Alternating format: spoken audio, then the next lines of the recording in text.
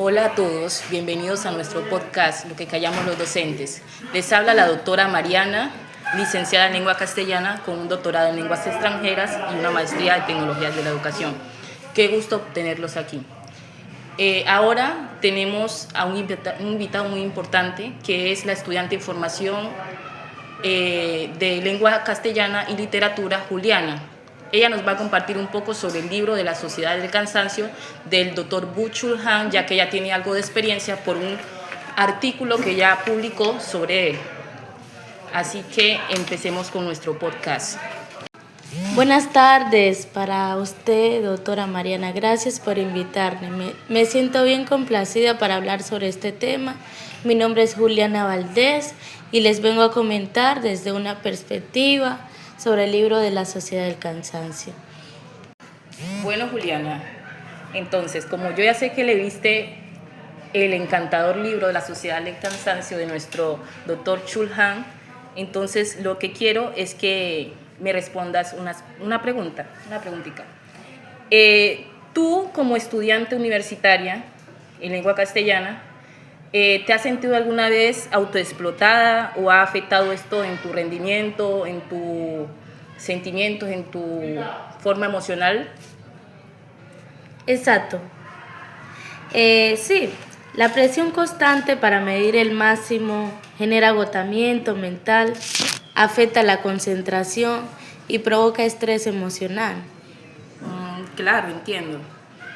Porque esa autoexigencia los cansa y limita como esa capacidad para que ustedes puedan como aprender y procesar esa información bien. Perfectamente, me siento de esa forma, ya que me vuelvo como esclava de mis propias exigencias, lo que provoca ese cansancio emocional y dificulta demasiado mi bienestar. Entonces ahí ya es problema de nuestros docentes como tal. Deberían reconocer como ese desgaste y buscar como esas estrategias y ese apoyo para proteger la salud mental de sus estudiantes. Así es, porque cuidar el equilibrio emocional y cognitivo es fundamental para el éxito académico y personal. Bueno, Mariana, sigamos con la siguiente pregunta. Juliana, hoy venimos también a contar un tema que muchos de nosotros hemos sentido, pero poco hablamos.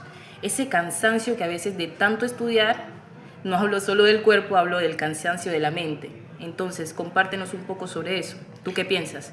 Uy, sí, pues eso se siente, uno se levanta con sueño, pero lo que más pesa no es el cuerpo, es la cabeza, tareas, notas, trabajos, concursos. Toca rendir, rendir y rendir. Exacto, como si todo dependiera de ser mejor, ¿no? Sí, y esa presión te va dejando sin energía. Uno estudia por más miedo a rajarse que por gusto. El cerebro se llena tanto que ya ni se concentra, ni se entiende bien. Eso que tú dices, el filósofo Byung-Chul Han lo dice en su libro, pues. Nos habla sobre la violencia neuronal, ¿no? Así es, esa violencia neuronal se propasa y no se ve, pero se siente esa carga mental de estar siempre compitiendo, queriendo cumplir con todo y al final uno termina agotado, triste, ansioso, sin ganas de aprender. Uy, Juliana, qué fuerte eso que nos dices. Aprender debería ser para crecer, ¿no?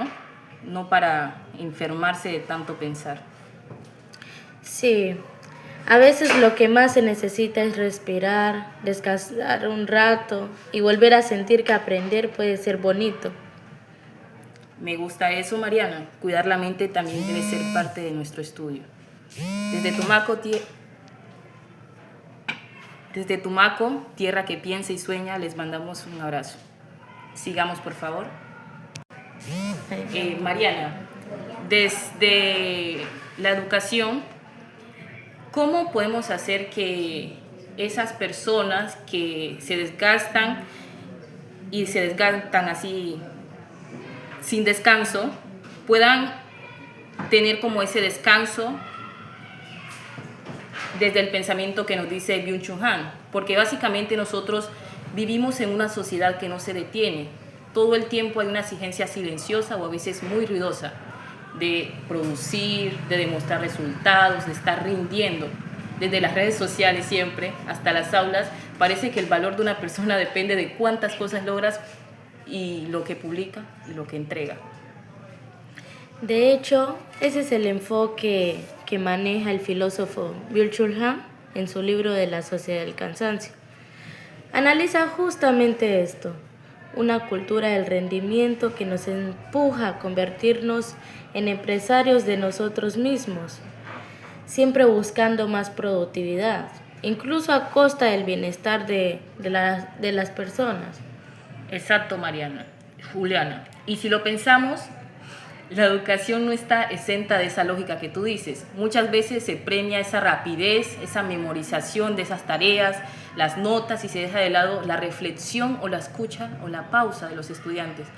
Desde esa perspectiva estudiantil que tú dices, creo que esto es muy preocupante, porque básicamente el aprendizaje real no surge de esa presión constante, sino de esa comprensión del tiempo y de la mirada atenta.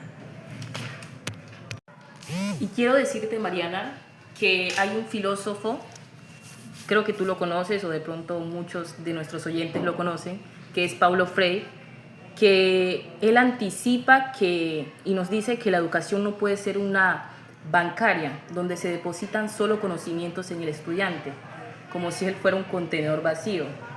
Freire, él defendía una educación dialógica, humana, donde aprender es un acto de libertad. Sí, y es que precisamente eso conecta directamente con lo que plantea Han. Necesitamos una educación que no nos agote, sino que nos despierte, que nos convierta en máquinas de rendimiento, sino en personas críticas, sensibles y conscientes.